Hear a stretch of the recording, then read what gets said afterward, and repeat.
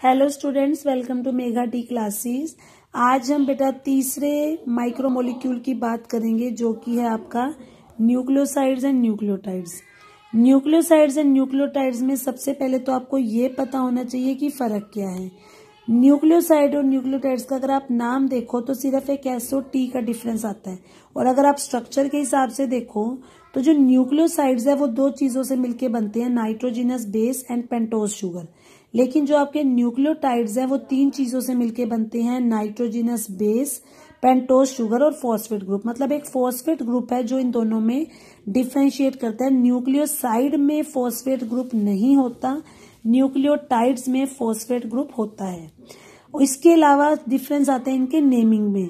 अगर आप न्यूक्लियोसाइड का नाम लिखते हो तो इसके पीछे हम IN यानी कि ईन शब्द लगाते हैं, तो जैसे एडिनोसिन, ग्वेनोसिन, थाइमिडिन, यूरिडिन, साइटिडिन।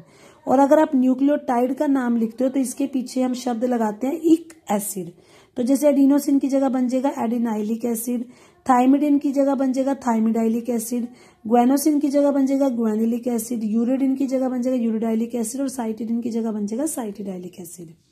अब हमने ये जो तीन कंपोनेंट्स इनके पढ़े हैं, हम इनके बारे में बारी बारी से करते हैं। सबसे पहले बच्चों हम बात करते हैं नाइट्रोजिनस बेस की। टोटल 5 नाइट्रोजिनस बेस होते हैं और इनको इनके रिंग या मेंबर्स के हिसाब से हमने दो कैटेगरीज में बांट दिया है। एक होते हैं प्यूरिन्स और एक होते हैं पायरिमिडिन्स। तो टोटल जो 5 नाइट्रोजिनस बेसिस हैं उनमें से 2 नाइट्रोजिनस बेसिस प्यूरिन्स हैं और 3 नाइट्रोजिनस बेसिस पायरिमिडिन्स कहलाते हैं।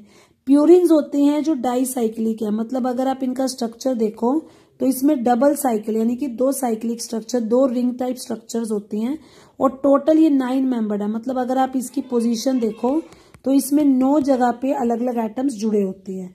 लेकिन अगर आप पायरिमिडिन्स की बात करो तो वो मोनोसाइक्लिक है, मतलब उसमें एक ही साइक्लिक स्ट्रक्चर होगा और 6 मेंबर्ड होगा, मतलब 6 पोजीशन पे एटम्स लगे होंगे। प्यूरिन्स में आपके 2 एग्जाम्पल आते हैं, एक होता है एडेनाइन जिसको आप A से रिप्रेजेंट करते हो और एक ग्वेनाइन जिसको G से रिप्रेजेंट करते हैं। इसी तरह से जो पायरिमिडिन्स हैं उसमें आपके 3 एग्जाम्पल आते हैं, साइटोसिन जिसको आप C से रिप्रेजेंट करोगे, थायमिन जिसको T से रिप्रेजेंट करेंगे और यूरासिल जिसको U से रिप्रेजेंट करेंगे। ये जो आपके न्यूक्लियोसाइड और न्यूक्लियोटाइड्स हैं ये DNA और RNA को बनाते हैं। मतलब आप ये कह सकते हो ये DNA और RNA के मोनोमर्स हैं। तो अगर तो DNA है तो उसमें जो 4 नाइट्रोजिनस बेसिस हैं वो होंगे AGCT। लेकिन अगर RNA है तो जो 4 नाइट्रोजिनस बेसिस हैं वो है AGCU।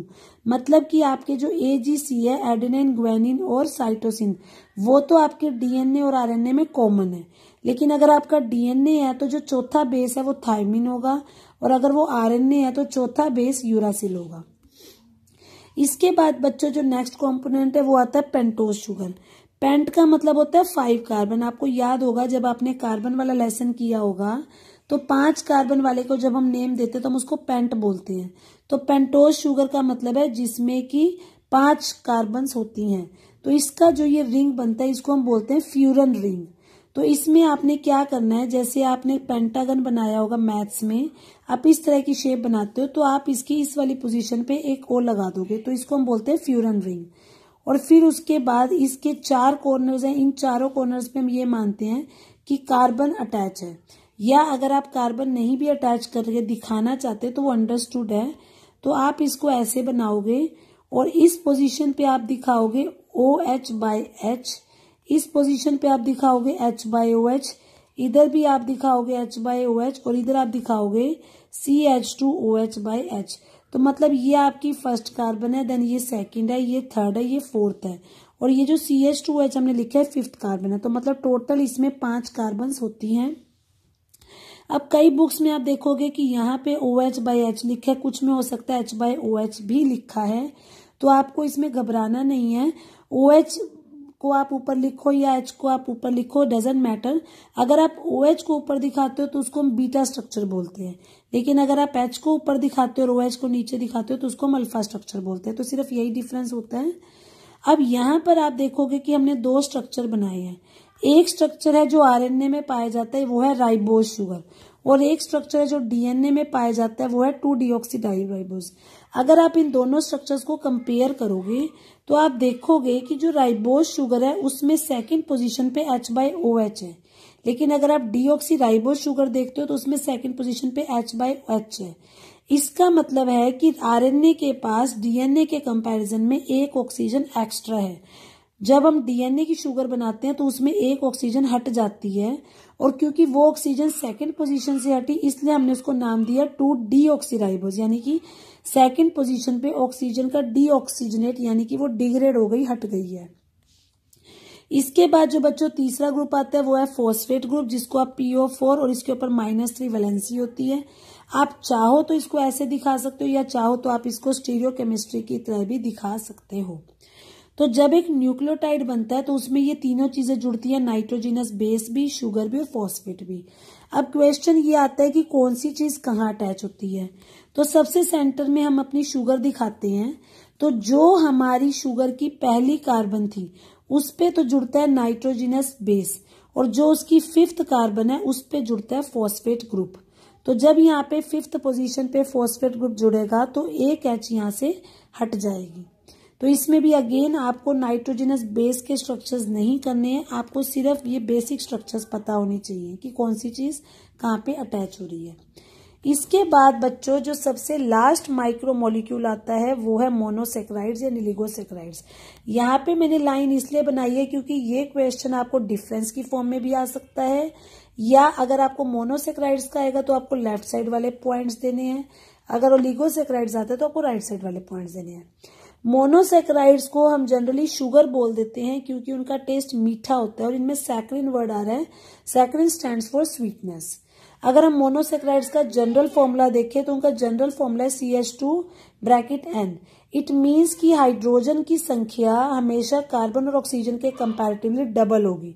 अगर सपोज आपके कार्बन 5 है तो ऑक्सीजन भी 5 होगा बट हाइड्रोजन 10 होगा। अगर कार्बन 6 है, ऑक्सीजन 6 है तो हाइड्रोजन आपका हो जाएगा 12। इट मीन्स हमेशा हाइड्रोजन जो है वो कार्बन और ऑक्सीजन से डबल होगी। तो वैसे तो बहुत सारी शुगर होती हैं, लेकिन हमने जो शुगर करनी है वो करनी है 5 कार्बन वाली जिनको हम पेंटोज बोलते हैं, और 6 कार्बन वाली जिन्हें हम हेक्सोज बोलते हैं। पेंटोज में आपके 2 एग्जाम्पल आते हैं, राइबोज एंड डीऑक्सीराइबोज, जिसके बारे में हम ऑलरेडी पहले वाले टॉपिक में पढ़ चुके हैं। और अभी मैंने आपको बताया था कि राइबोज के स्ट्रक्चर को फ्यूरानोज रिंग स्ट्रक्चर बोलते हैं क्योंकि इसमें पेंटागन शेप होती है और एक पोजीशन पे ऑक्सीजन अटैच होता है। तो सेम वही डायग्राम है जो हम ऑलरेडी कर चुके हैं। लेकिन अगर आपका 6 कार्बन वाला स्ट्रक्चर है जैसे कि ग्लूकोज है, फ्रक्टोज है, लैक्टोज है, तो ये तीनों आइसोमर्स हैं और मींस इनका जो मॉलिक्यूलर फॉर्मूला है वो सेम है बट स्ट्रक्चर डिफरेंट है। तो अगर आप इसको ग्लूकोज के लिए बनाओ तो इसमें जो रिंग शेप है उसको हम बोलते हैं पायरानोज रिंग। मतलब इसमें आप एक हेक्सागन बनाओगे और एक पोजीशन पे ऑक्सीजन लगा दोगे तो इसको आप पायरानोज रिंग स्ट्रक्चर बोलते हो। तो इसमें भी हम यहीं से नंबरिंग करेंगे, ये 1st कार्बन, ये 2nd कार्बन, ये 3rd कार्बन, ये 4th कार्बन, ये 5th कार्बन, और इसके साथ जो CH2OH लगा होगा वो आपका 6th कार्बन है। तो यहाँ भी सेम वही है, H/OH, H/OH, OH/H, H/OH and CH2OH/H। Monosaccharides monomers का काम करते हैं जिनसे हम ओलिगोसेक्राइड्स को भी बना सकते हैं, पॉलीसेक्राइड्स को भी बना सकते हैं। अब आता है ओलिगोसेक्राइड्स क्या होता है। अगर आप किसी कार्बोहाइड्रेट को बनाने के लिए 2 से लेकर 10 तक मोनोसेक्राइड के यूनिट्स को जोड़ रहे हो और उनको जोड़ने के लिए ग्लाइकोसिडिक बॉन्ड का इस्तेमाल कर रहे हो तो वो ओलिगोसेक्राइड्स कहलाते हैं। ओलिगोसेक्राइड्स में बच्चों आपके डाइसेक्राइड्स भी आते हैं जिसमें 2 मोनोसेक्राइड्स होंगे, ट्राइसेक्राइड्स भी होते हैं जिसमें 3 होते हैं, लेकिन हमारे सिलेबस में जो है वो सिर्फ डाइसेक्राइड्स है, मतलब ऐसे ओलिगोसेक्राइड्स जो 2 मोनोसेक्राइड से मिलके बने होते हैं। इसमें आपके पास 3 एग्जाम्पल आते हैं, माल्टोज, सुक्रोज, लैक्टोज। इनमें अगर आप देखोगे तो एक यूनिट तो सेम है, मतलब तीनों में ग्लूकोज तो है ही, लेकिन ग्लूकोज के साथ जो दूसरा कंपोनेंट है वो आपका अलग है। माल्टोज में ग्लूकोज के साथ ग्लूकोज ही जुड़ता है, सुक्रोज में ग्लूकोज के साथ फ्रक्टोज जुड़ता है, लैक्टोज में ग्लूकोज के साथ ग्लैक्टोज जुड़ता है। माल्टोज को माल्ट शुगर भी बोल सकते हैं, सुक्रोज को आप केन या टेबल शुगर भी बोल सकते हो, और लैक्टोज को मिल्क शुगर भी बोल सकते हो। एक चीज आप यहाँ पे नोटिस करोगे कि मैंने यहाँ पे अल्फा 14, अल्फा 12 एंड बीटा 14 लिखा है। अब इसका मतलब क्या है, अल्फा का मतलब मैंने जैसे आपको बताया था कि आपने ये देखना है कि जो सबसे पहली कार्बन है उसमें H ऊपर है या OH ऊपर है। अगर H ऊपर है और OH नीचे है तो आप उसको अल्फा बोलते हो। अगर OH ऊपर है और H नीचे है तो आप उसको बीटा बोलते हो। और 1,4 का मतलब है कि यहाँ पे जो पहला वाला यूनिट है ग्लूकोज, उसकी पहली कार्बन और जो दूसरा यूनिट है ग्लूकोज, उसकी चौथी कार्बन के बीच में बॉन्डिंग होगी।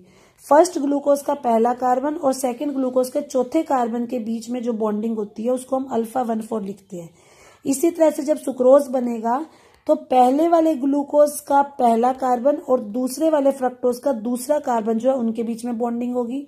जब लैक्टोज बनेगा तो ग्लूकोज का पहला कार्बन और लैक्टोज के चौथे कार्बन के बीच में बॉन्डिंग बनती है। तो ओलिगोसैकेराइड्स का फंक्शन क्या है? ये एक तरह से फ्यूल यानी कि ईंधन का काम करते हैं जिनसे हमें एनर्जी मिलती है।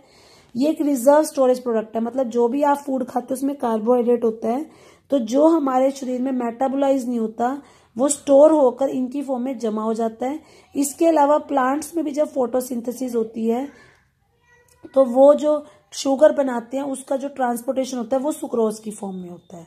तो यहाँ तक हमने बच्चों माइक्रोमोलिक्यूल्स के बारे में पढ़ लिया है। इससे नेक्स्ट वीडियो में हम मैक्रोमोलिक्यूल्स के बारे में पढ़ेंगे।